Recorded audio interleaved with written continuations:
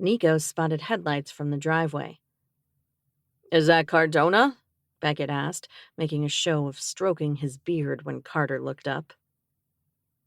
Franklin poked his head out of the window and frowned. "No, it's Fitz, but he's going into the barn, and he's dressed like a cop." The table emptied as the men crowded around the window.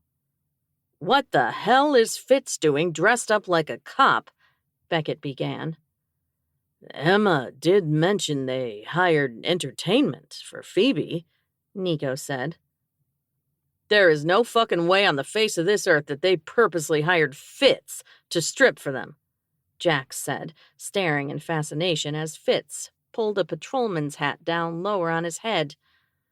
"Wait, someone paid Fitz money to take his clothes off?" Evan asked, looking more than a little confused. "There's no way." Carter shook his head. "Do those pants have snaps down the leg?" Franklin asked, squinting. They all watched as Fitz knocked on the side door of the barn and walked in. "Oh, this is going to be amazing," Beckett predicted. "I'll get the baby monitor," Carter said. "I'll get the beer," Nico volunteered. They piled out of the house and grabbed chairs off of both porches and set up in the driveway. It took about 4 seconds for the screams and shrieks to start. "My eyes! Put it back on! Why would you do that?" The men were in tears as the police cruiser eased down the driveway. A tired-looking Donovan Cardona got out of the car. "What the hell's going on in there?" "Get out!" someone shrieked from inside the barn. "Hey, Cardona, isn't it illegal to impersonate a cop?" Jax asked. Another set of screams erupted from inside. The sheriff sighed and settled his hat on his head and stomped toward the door. He knocked, but no one inside could hear him over the chaos. He shoved the door open and went inside. "For the love of God, put your pants back on!" Cardona shouted from inside the barn. Franklin cracked open a new beer as the brothers gasped for breath. "Is someone recording this?" Carter asked. "Live streaming it," Jax said, holding his phone up.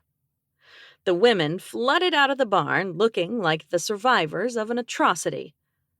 "He's just so pasty," Joey whispered over and over again and walked into Jax's open arms.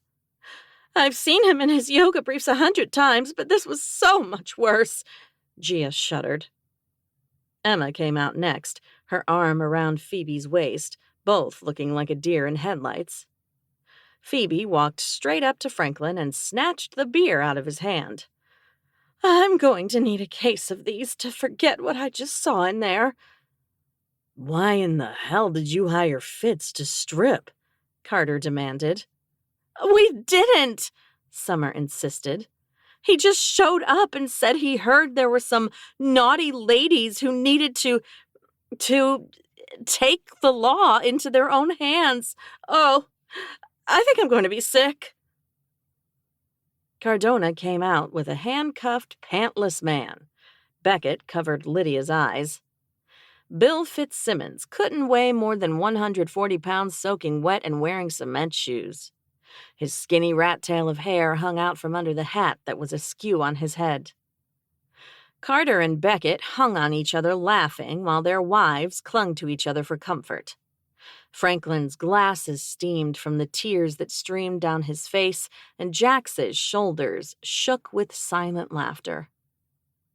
Emma met Nico's gaze and shook her head.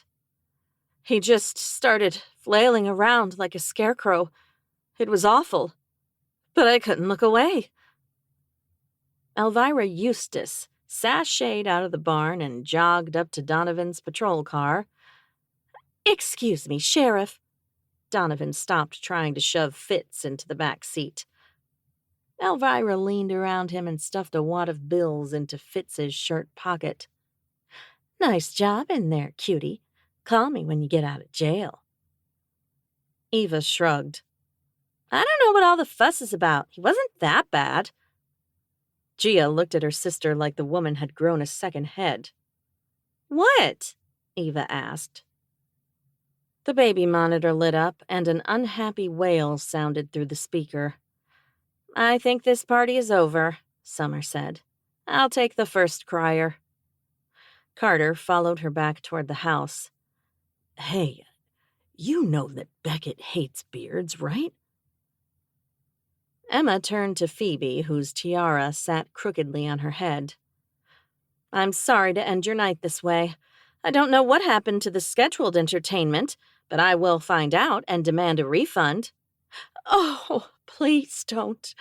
This was an unforgettable night, Phoebe said with a laugh. I wouldn't change a thing. Well, except Bill's pants. Those should have stayed on. Donovan yelled through the back window at Fitz to keep his sweaty balls off the upholstery. The rest of the crowd began to disperse around them. Are you okay to drive? Nico asked Emma. I only managed to down 2 glasses of wine and half a dozen brownies before that hot mess arrived. If I would have had more, the scene in there would have scared me sober, she said. I'm going to get this straightened out with the sheriff and then take my sister home. Then I'll see you at the wedding? Nico asked. See you at the wedding. She nodded toward the barn. Will you tell Carter we'll take care of cleanup tomorrow? I don't think anyone wants to go back in there right now. It's too fresh. He watched them go, Donovan beside him. So, we're seriously not going to play poker? Donovan wondered. Nico tilted his beer to his mouth. I'm game, but don't you have a prisoner? Donovan gave a one-shouldered shrug. We can cuff him to a chair and play a few hands.